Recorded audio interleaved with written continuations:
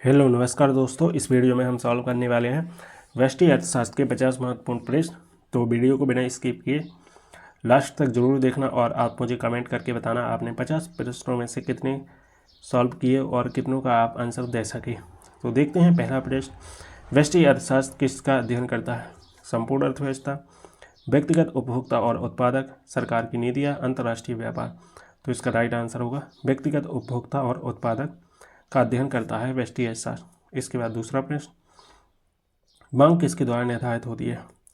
उपभोक्ता की पसंद, उत्पादकता की लागत, सरकारी नीतियाँ या मुद्रापूर्ति।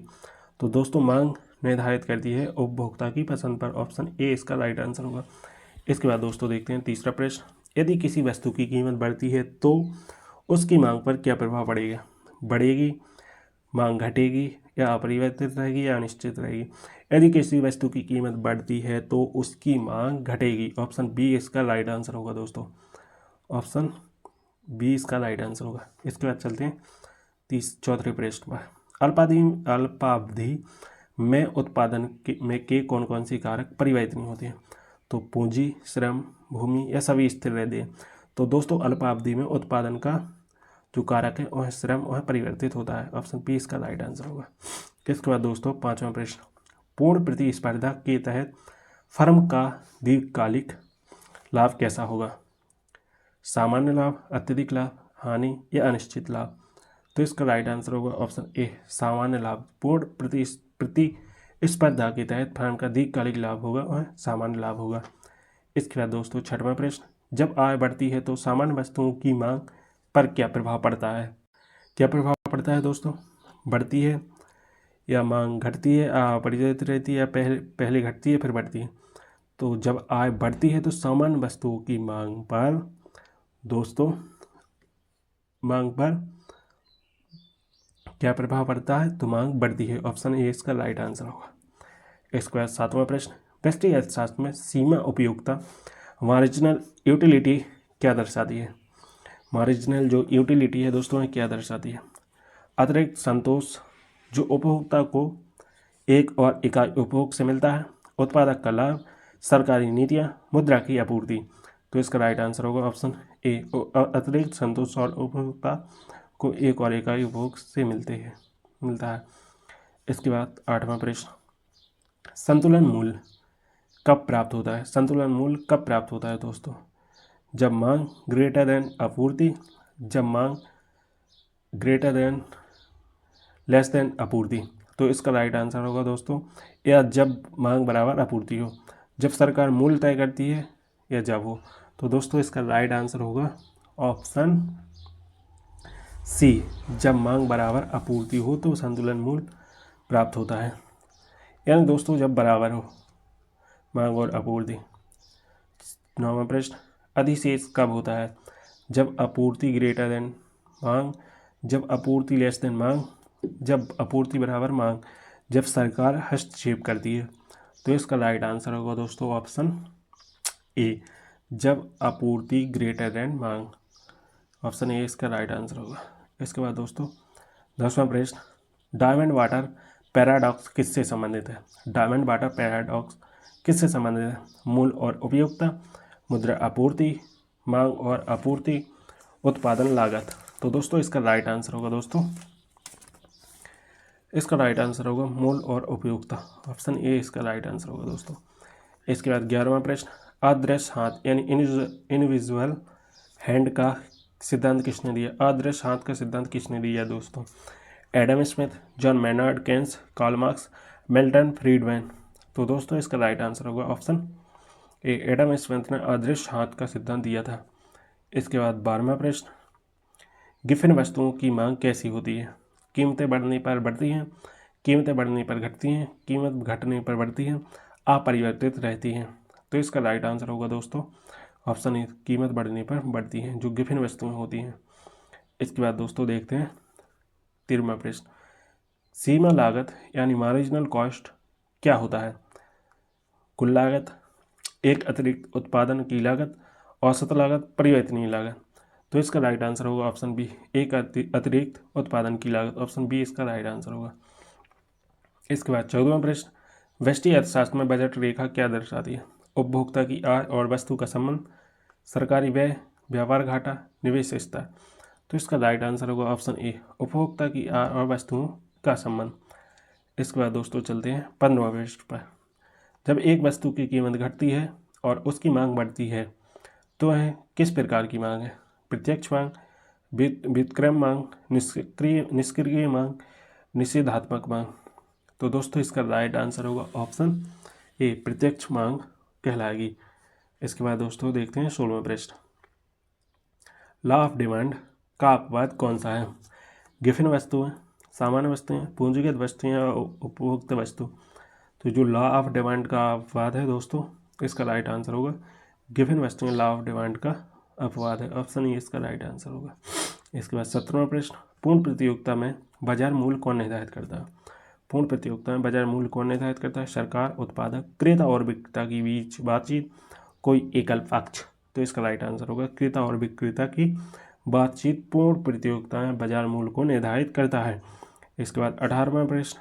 एकाधिकार बाजार में विक्रेता की संख्या होती है। जो एकाधिकार बाजार है दोस्तों, इसमें विक्रेता की संख्या कितनी होती है? अनेक, 2, 1 या 10। तो दोस्तों इसका राइट आंसर होगा ऑप्शन सी, 1 होती है। एकाधिकार बाजार में विक्रेता की संख्या 1 होगी, इसलिए इसे एकाधिकार कहते हैं। इसके बाद दोस्तों 19वां प्रश्न। लघु अवधि यानी शॉर्ट रन में कौन सा उत्पादन कारक स्थिर रहता है? श्रम, पूंजी, कच्चा माल या परिवहन। तो इसका राइट आंसर होगा ऑप्शन बी, पूंजी। इसके बाद चलते हैं अगले प्रश्न पर। व्यष्टि अर्थशास्त्र किस स्तर पर अर्थव्यवस्था का अध्ययन करता है? राष्ट्रीय, अंतर्राष्ट्रीय, व्यक्तिगत इकाइयों के स्तर पर या सरकार के स्तर पर। तो इसका राइट आंसर होगा दोस्तों ऑप्शन सी, व्यष्टि अर्थशास्त्र व्यक्तिगत इकाइयों के स्तर पर अर्थव्यवस्था का अध्ययन करती है। इसके बाद 21वां प्रश्न। मांग की लोच, इलास्टिसिटी ऑफ डिमांड किसका माप होता है? मांग और संवेदनशीलता, आपूर्ति का निर्धारण, कुल उत्पादन, बाजार की संरचना। तो इसका राइट आंसर होगा दोस्तों ऑप्शन ए, मांग की संवेदनशीलता, मांग की लोच यानी इलास्टिसिटी ऑफ डिमांड की माप होती है। ऑप्शन ए इसका राइट आंसर होगा। इसके बाद देखते हैं 22वां प्रश्न। उत्पादक अधिशेष क्या है? प्रोड्यूसर सरप्लस क्या दर्शाता है? कुल लाभ, बाजार मूल्य और उत्पादन लागत के बीच का अंतर, कुल लागत या उपभोक्ता की संतुष्टि। तो दोस्तों इसका राइट आंसर होगा ऑप्शन बी, बाजार मूल्य और उत्पादन लागत के बीच का अंतर उत्पादक अधिशेष दर्शाता है। इसके बाद 23वां प्रश्न। जब दो वस्तुएं परस्पर प्रतिस्थापन योग्य होती हैं तो उन्हें क्या कहा जाता है? प्रतिस्थापना वस्तुएं, पूरक वस्तुएं, सामान्य वस्तुएं, विलासिता वस्तुएं।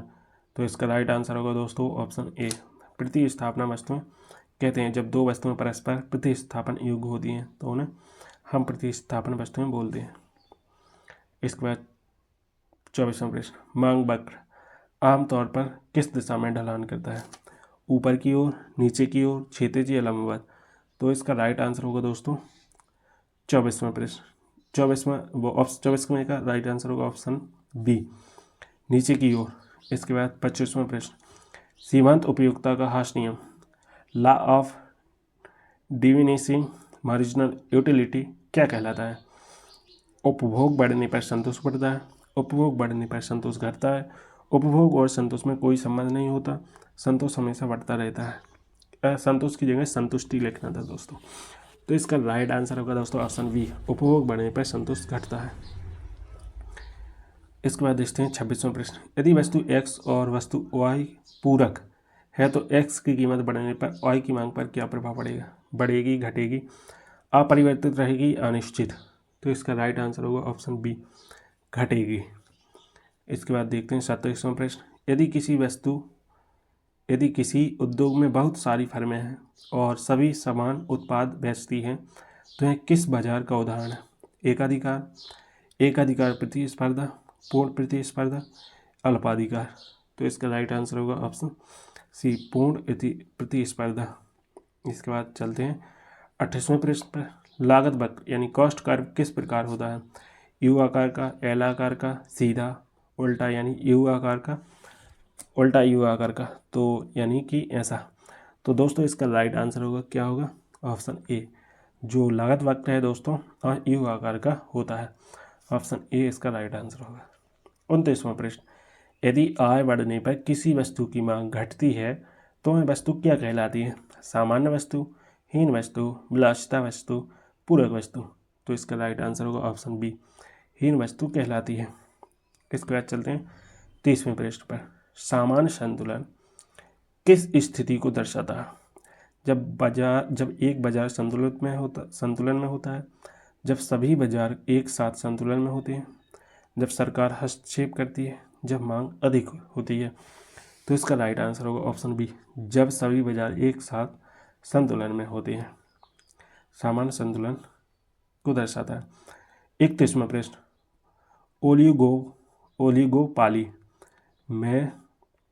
ओलिगोपोली में कितनी फर्में होती हैं? ओलिगोपोली में दोस्तों कितनी फर्में होती? एक, दो, कुछ या अनेक। तो इसका राइट आंसर होगा दोस्तों ऑप्शन सी, कुछ फर्में होती हैं। इसके बाद चलते हैं 32वें प्रश्न पर। यदि किसी वस्तु की क्रॉस इलास्टिसिटी नकारात्मक है तो यह किस प्रकार की वस्तु है? पूरक वस्तु, प्रतिस्थापन वस्तु, हीन वस्तु या विलासिता वस्तु। तो इसका राइट आंसर होगा दोस्तों ऑप्शन ए, पूरक वस्तु कहलाती है। इसके बाद चलते हैं दोस्तों 33वें प्रश्न पर। लॉ ऑफ सप्लाई किस पर आधारित होती है? दोस्तों लॉ ऑफ सप्लाई किस पर आधारित होती है? बढ़ती लागत, घटती लागत, स्थिर लागत या सरकार की नीति। तो लॉ ऑफ सप्लाई दोस्तों बढ़ती लागत पर आधारित होती है। ऑप्शन ए इसका राइट आंसर होगा। 34वां प्रश्न, निर्धारित लागत क्या होती है? उत्पादन के साथ बढ़ती है, बदलती है, उत्पादन के साथ नहीं बदलती, हमेशा शून्य होती है, बाजार मूल्य पर निर्भर करती है। तो इसका राइट आंसर होगा ऑप्शन दोस्तों बी, उत्पादन लागत उत्पादन के साथ नहीं बदलती। इसके बाद चलते हैं 35वें प्रश्न पर। जब सीमांत लागत औसत लागत से कम होती है तो औसत लागत पर क्या प्रभाव पड़ता है? बढ़ती है, घटती है, अपरिवर्तित रहती है या अनिश्चित। तो इसका राइट आंसर होगा ऑप्शन बी, घटती है। सीमांत लागत घटती है दोस्तों। इसके बाद 36वां प्रश्न, पूर्ण प्रतियोगिता में दीर्घकालिक लाभ कैसा होता है? सामान्य लाभ, अधिक लाभ, हानि या अनिश्चित। दोस्तों इसका राइट आंसर होगा ऑप्शन ए, सामान्य लाभ होता है। पूर्ण प्रतियोगिता में दीर्घकालिक लाभ सामान्य होता है। इसके बाद 37वां प्रश्न, मांग की लोच इलास्टिसिटी ऑफ डिमांड क्या मापती है? मांग में परिवर्तन की दर, आपूर्ति में परिवर्तन की दर, कीमत में परिवर्तन की दर, उत्पादन में परिवर्तन की दर। तो इसका राइट आंसर होगा मांग में परिवर्तन की दर। ऑप्शन ए इसका राइट आंसर होगा। इसके बाद 38वां प्रश्न, निर्धारित लागत को और किस नाम से जाना जाता है? परिवर्तनीय लागत, अप्रत्यक्ष लागत, सीमांत लागत, औसत लागत। तो इसका राइट आंसर होगा दोस्तों ऑप्शन बी, अप्रत्यक्ष लागत। इसके बाद चलते हैं 39वें प्रश्न पर। पूर्ण प्रतियोगिता में फर्म की मांग वक्र कैसी होती है? ऊर्ध्वाधर, क्षैतिज, ऊपर की ओर झुकी, नीचे की ओर झुकी। तो इसका राइट आंसर होगा ऑप्शन बी, क्षैतिज होती है दोस्तों। इसके बाद दोस्तों देखते हैं 40वां प्रश्न, एकाधिकार में प्रवेश के लिए बाधाएं कैसी होती हैं? बहुत अधिक, बहुत कम, कोई बाधा नहीं, प्रतिस्पर्धा पर निर्भर। तो इसका राइट आंसर होगा बहुत अधिक बाधाएं होती हैं। इसके बाद चलते हैं 41वें प्रश्न पर। संपूर्ण उपभोक्ता अधिशेष क्या दर्शाता है? उपभोक्ता द्वारा भुगतान की गई राशि और भुगतान करने की इच्छा के बीच का अंतर, उपभोक्ता की कुल आय, कुल उत्पादन लागत, विक्रेता का लाभ। तो इसका राइट आंसर होगा दोस्तों ऑप्शन ए, उपभोक्ता द्वारा भुगतान की गई राशि और भुगतान करने की इच्छा के बीच अंतर। इसके बाद 42वां प्रश्न, सीमांत राजस्व का क्या अर्थ है? कुल राजस्व, औसत राजस्व, एक अतिरिक्त उत्पाद बेचने से उत्पाद अतिरिक्त आय, उत्पादन की कुल लागत। तो इसका राइट आंसर होगा एक अतिरिक्त उत्पादन बेचने से प्राप्त अतिरिक्त आय। इसके बाद 43वां प्रश्न, जब एक फर्म अपने सभी कारकों का उपयोग बढ़ाती है तो इसे क्या कहा जाता है? दीर्घकालिक उत्पादन, अल्पकालिक उत्पादन या स्थिर उत्पादन या सीमांत उत्पादन। तो इसका राइट आंसर होगा दीर्घकालिक उत्पादन। Option A right answer. इसके बाद दोस्तों देखते हैं 44वां प्रश्न, जब बाजार संतुलन किस बिंदु पर प्राप्त होता है? बाजार संतुलन किस बिंदु पर प्राप्त होता है दोस्तों? जब मांग अधिक होती है, जब आपूर्ति अधिक होती है, जब मांग और आपूर्ति बराबर होती है, जब सरकार हस्तक्षेप करती है। तो इसका राइट आंसर होगा ऑप्शन सी, जब मांग और आपूर्ति बराबर होती है। इसके बाद 45वां प्रश्न, मूल मूल्य भेदभाव कहाँ संभव है? पूर्ण प्रतिस्पर्धा, एकाधिकार बाजार, एकाधिकार प्रतिस्पर्धा या अल्पाधिकार? तो इसका राइट आंसर होगा दोस्तों ऑप्शन बी, एकाधिकार बाजार। इसके बाद 46वां प्रश्न, किस प्रकार के बाजार में प्रवेश और निकासी सबसे आसान होती है? पूर्ण प्रतिस्पर्धा, एकाधिकार, अल्पाधिकार, एकाधिकार प्रतिस्पर्धा? तो इसका राइट आंसर होगा ऑप्शन ए, पूर्ण प्रतिस्पर्धा। इसके बाद 47वां प्रश्न, जब कोई फर्म लाभ अधिकतम कर रही होती है तो किन दो चीज़ों के बीच समानता होती है? कुल लागत और कुल राजस्व, सीमांत लागत और सीमांत राजस्व, औसत लागत और औसत राजस्व, मांग और आपूर्ति? तो इसका राइट आंसर होगा सीमांत लागत और सीमांत राजस्व। जब कोई फर्म लाभ अधिकतम कर रही होती है तो सीमांत लागत और सीमांत राजस्व के बीच समानता होती है। Option B right answer. इसके बाद पूंजी एक कारक है, प्राकृतिक कारक, उत्पादक कारक, स्तर या उपभोक्ता? तो दोस्तों इसका राइट आंसर होगा ऑप्शन बी, उत्पादक कारक है। इसके बाद 49वां प्रश्न, आर्थिक लागत में क्या शामिल होता है? दोस्तों आर्थिक लागत में क्या शामिल होता है? केवल प्रत्यक्ष लागत, केवल अप्रत्यक्ष लागत, प्रत्यक्ष और अप्रत्यक्ष लागत दोनों, केवल उत्पादन लागत? तो इसका राइट आंसर होगा ऑप्शन सी, प्रत्यक्ष और अप्रत्यक्ष लागत। इसके बाद 50वां प्रश्न, व्यष्टि अर्थशास्त्र में उपभोक्ता अधिशेष किसे दर्शाता है? उपभोक्ता की कुल आय, उपभोक्ता की बचत, उत्पादन लागत, सरकार की सब्सिडी? तो दोस्तों ये लास्ट क्वेश्चन था, ऑप्शन बी इसका राइट आंसर होगा, उपभोक्ता की बचत। दोस्तों हमने व्यष्टि अर्थशास्त्र के 50 महत्वपूर्ण प्रश्नों का सॉल्यूशन कर लिया है, जो सभी भर्ती परीक्षाओं के लिए लाभदायक है। तो वीडियो को ज़्यादा से ज़्यादा दोस्तों के साथ शेयर कर दीजिए, और चैनल को अभी तक सब्सक्राइब नहीं किया तो चैनल को सब्सक्राइब कर लीजिए। और दोस्तों मैं ऐसी वीडियो लाता रहता हूँ। मिलते हैं नेक्स्ट वीडियो में, तब तक के लिए जय हिंद दोस्तों, वंदे मातरम।